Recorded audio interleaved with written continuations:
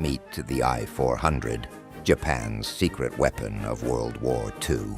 Not just a submarine, but a submarine aircraft carrier. Imagine this behemoth, longer than a football field, carrying 3 fully fledged bombers inside. The I-400 could launch devastating airstrikes from the depths, a terrifying prospect for Allied forces. Designed to attack the Panama Canal, this technological marvel was a symbol of Japanese desperation.